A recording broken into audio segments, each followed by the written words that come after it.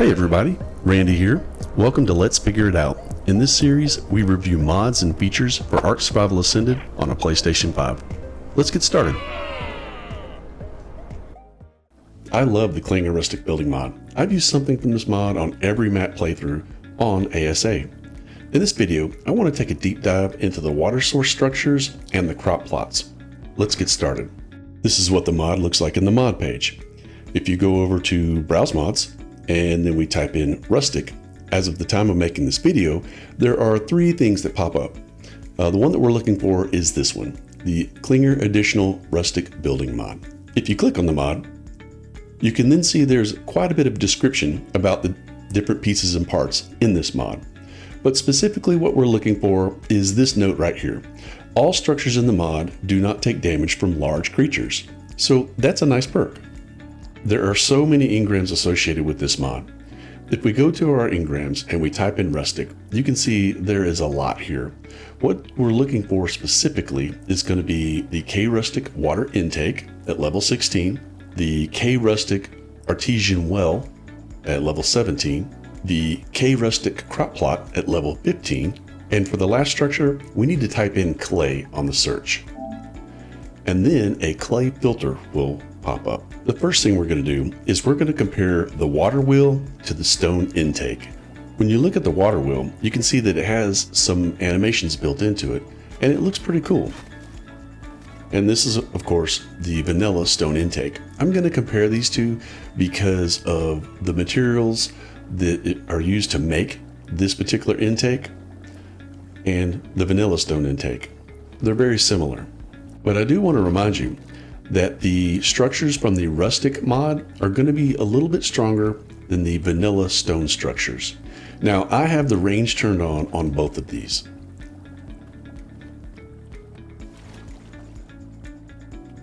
And I've measured out as the first foundation, and you can see they're butted right up to the first foundation.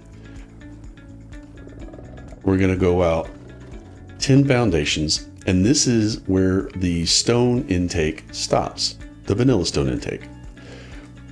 We're going to go out 20 foundations, and this is 30 foundations right here. So 31, 32, about 33 foundations is how far the Rustic water wheel reaches from its source. That is quite a bit longer than the vanilla range, which is about 10 foundations. Now I'm going to turn off the range on the vanilla stone intake, and I'm going to pick this up,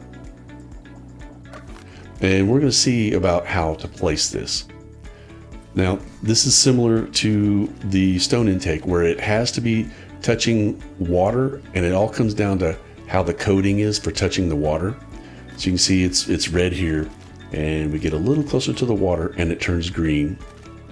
Then it's back red, and we'll try to get just the tip of it in there and see if that will turn green. And it turns green like that. Of course, it doesn't look quite as cool because the wheel's not actually in the water.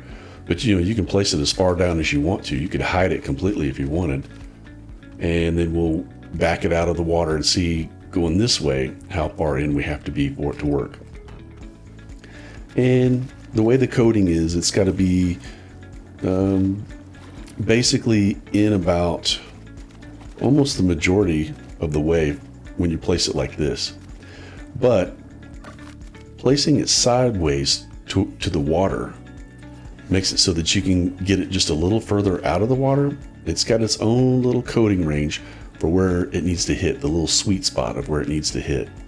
And it's basically coated the same as the stone intake as far as how close to the water it needs to be, because you can see the stone intake has the water touching right there. So it's pretty reasonable as far as the distance you're going to get out of the water compared to the vanilla stone intake, but the range is so much nicer. And I'll turn that back on. It is massive, the amount of range that you get. Next, I want to compare the artesian well to the vanilla stone water tank. Now I'm way far away from where I placed down the water wheel and the stone intake, so that we know these structures are not getting water. We'll pick this up and we'll try to place it down. Now, the water tank can be placed anywhere. It can be placed on the ground, and it can be placed on a foundation, and will enable snapping. And we can see that it is not irrigated. We're going to go to the artesian well. Now, with the artesian well, I go to try and snap it on a foundation, and it'll snap. We're going to pick it up, and then we're going to free place it on the ground. So it can be placed anywhere on a foundation or on the ground. I also want to add that the artesian well has got a built-in light source that doesn't require any power. Now, it's not going to provide a massive amount of light, but if it is outside of your base, it will provide some light. Now, one thing I want to make note is because the stone water tank is not irrigated, it is not collecting any water.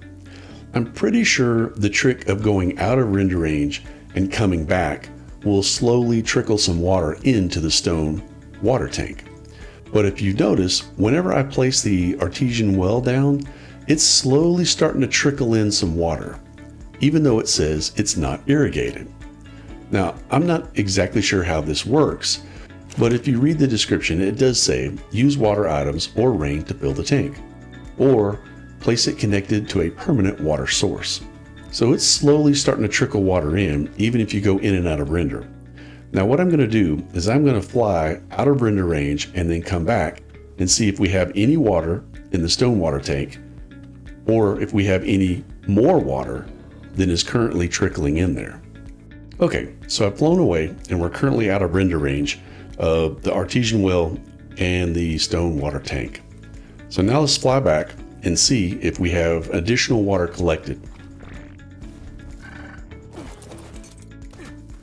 Okay, we'll go up to the stone water tank, and it has collected water, even though it's not irrigated, because we went out of render range. Now let's take a look at the artesian well. We can see that it collected water, just the same as the stone intake, and it's not connected to irrigation. Next, I want to take a look at the stone tap and the clay filter. First, we look at the stone tap. You can drink directly from it, and you can place items into it to fill.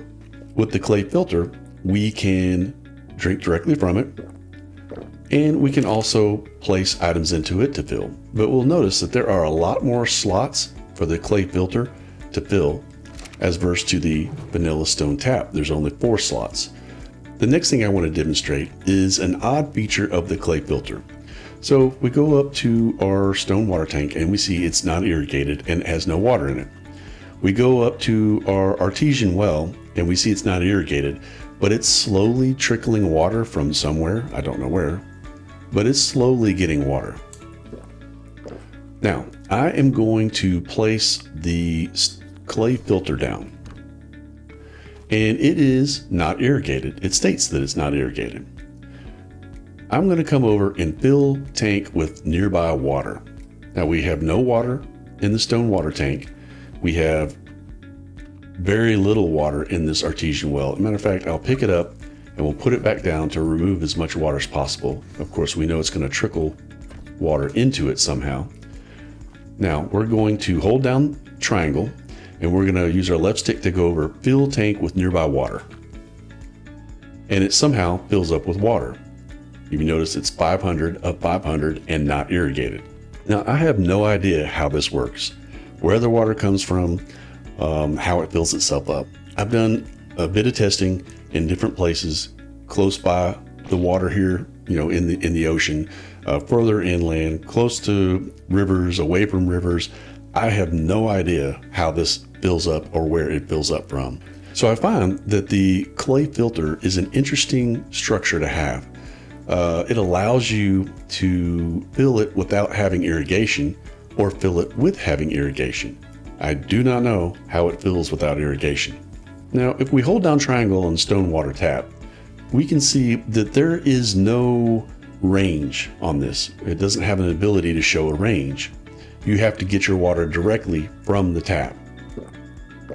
But if you hold down triangle on the clay filter, you can see it has a show range option.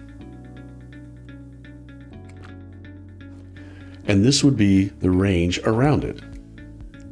So I'm thinking that it's possible to fill crop plots by using the clay filter. So let's test that. I'm going to go down here and I'm going to pick up both of these intakes.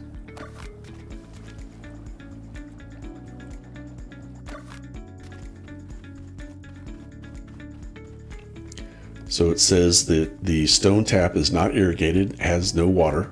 Okay, we've placed all 3 vanilla crop plots down, and it shows not irrigated, this one's not irrigated, and this one's not irrigated.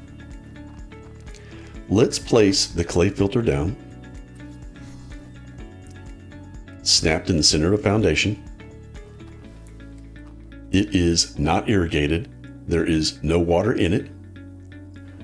We're going to hold down triangle. We're going to fill tank with nearby water. It's now full, 500 out of 500, with no irrigation shown. We're going to come over to a crop plot, and we're going to see that it states that it's irrigated, and it's 1 of 200. So we're going to turn on our range. And we can see that the small crop plot is fully in range, and it's slowly trickling up with water. And the clay filter is slowly trickling down with water. It's now 494 out of 500. And we look at this crop plot and it is 7 out of 200. 492 out of 500. So it is slowly trickling into the crop plot. Now this medium plot barely touches it out of the range. I mean, it just barely touches. So it's not really within range. And you can see that it's not irrigated and it's not getting any water. So it is possible to collect water in a clay filter and use your triangle button and use fill tank with nearby water in order to run crop plots without a water source. It seems to be working. So let's test it again. Let's place another clay filter down, snap to the center. We're going to hold down triangle. We can see that it's 0 water, not irrigated. We're going to hold down triangle and we're going to fill tank with nearby water. It's now 500 out of 500, not irrigated. And it's slowly starting to trickle down, and it's slowly starting to fill this large crop plot. And this medium is still not getting any water because it is going to be outside the range. So in theory, you could use these clay filters around your base to put out crop plots and water those particular crop plots. You'll just have to come back every so often and manually fill tank with nearby water in order to keep that crop plot full. That could be useful if you're placing plant species X around your base as turrets, but you don't have water connected to them. You could place a clay filter next to the crop plot and just remember to go and hold down triangle, fill tank with nearby water. It fills back up and it'll keep trickling and filling this crop plot. It may take a while to completely fill it, but you could fill it from time to time with this clay filter. Okay, next I want to compare the 3 vanilla sizes of crop plots to the options you have with the Klinger crop plot. So first thing we'll do is we will select the K Rustic crop plot. And when you hit triangle to select it, you can see that you have 4 options that are down below. The first option is going to be basically a large crop plot. So we're going to place that down. And it gives you that K Rustic vibe. It uses the same kind of wood as some of the rustic structures do. I went ahead and placed an intake back down the water wheel, back down there, so that these would be fully irrigated. Now we have a fully irrigated large crop plot, a vanilla crop plot. And when we open it, it has 10 slots. We're going to go to the K Rustic crop plot, the one that's the equivalent of a large, and see it has 20 slots. Now when you read the description, it says it has a unique appearance, greater inventory capacity, greater water capacity, and vegetables take longer to spoil in it. It has improved stacking to facilitate the removal of vegetables. So that's interesting. And that'll take a lot further testing to completely understand what all that means. But what it does is it just expands the spoil timer of some of your vegetables in the plot, and it has a larger water capacity. So this is 1200 and this is 600. Now this one is irrigated and this one is not. I'm not exactly sure why that is, but we can always take and place our clay filter out and fill it from there. Now it's irrigated. We're going to pick up our clay filter, and now it's not irrigated. It makes me wonder, what do we need exactly in order for these crop plots to be filled? Because we do have a water wheel down there, and it's not filling the K Rustic crop plot. So let's try the water well and see if that will do it. The Artisan well states that it's irrigated and it's got 1,500 units of water. We come over and take a look at the crop plot, and we can see it is irrigated and it's got 1,200 units of water. Now for testing purposes, we're going to place down the stone water tank, the vanilla stone water tank, and we'll see that that is irrigated, and it should fill up with water in just a second. We'll look over at the rustic crop plot and we see that it is irrigated and it's now full of water.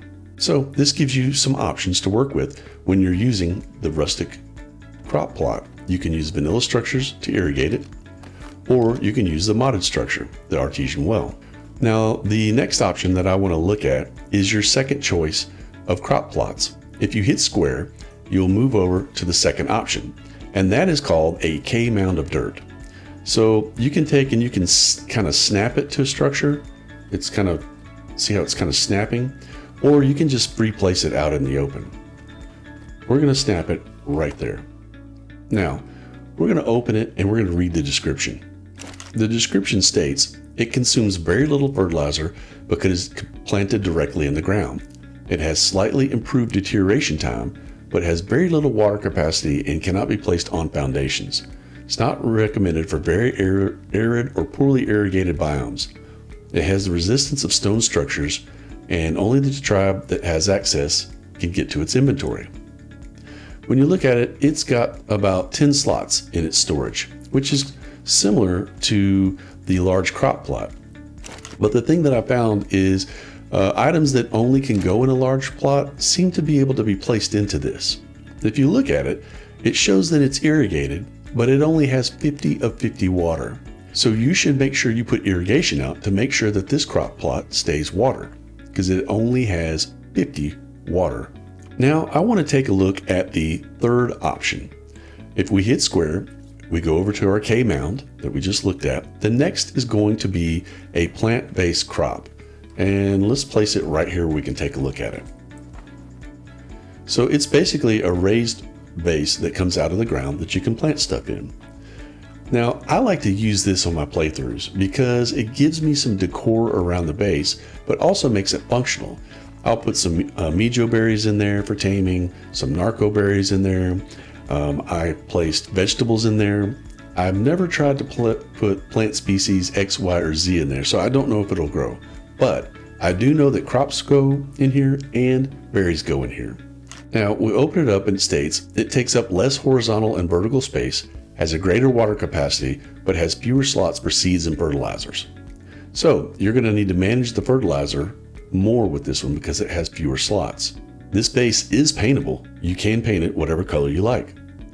It has 900 units for water, and it looks pretty cool.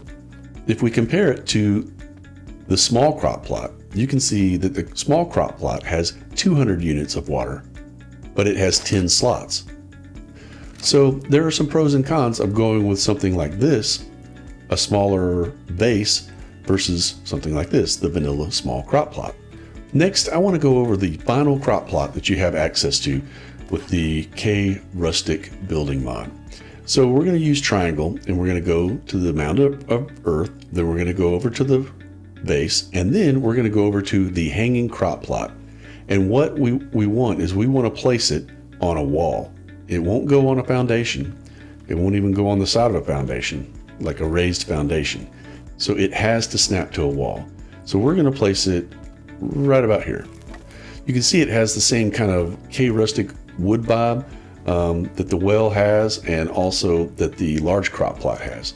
We take a look at it. It says it takes up less horizontal and vertical space, has a greater water capacity, but has fewer slots for seeds and fertilizer. This has 5 slots for fertilizer storage, but you can see its water capacity is 900 units. We'll compare this to the small crop plot, and we see that that one only has 200 units of irrigation. So I find this to be an interesting option if you're going to make a very small greenhouse, or if you want to place this on the front of your base and just plant some simple berries and crops into it. It gives you another added option. I highly recommend the Klinger Rustic Building mod as an alternative for your next playthrough. The other structures in the mod have additional benefits like expanded storage slots, faster crafting times, and expanded spoil timers. And as we've seen in this video, the water structures and crop plots give you a lot of variety. If you like this content, then give us a like and a subscribe. We really appreciate it. And we will see you in the next one.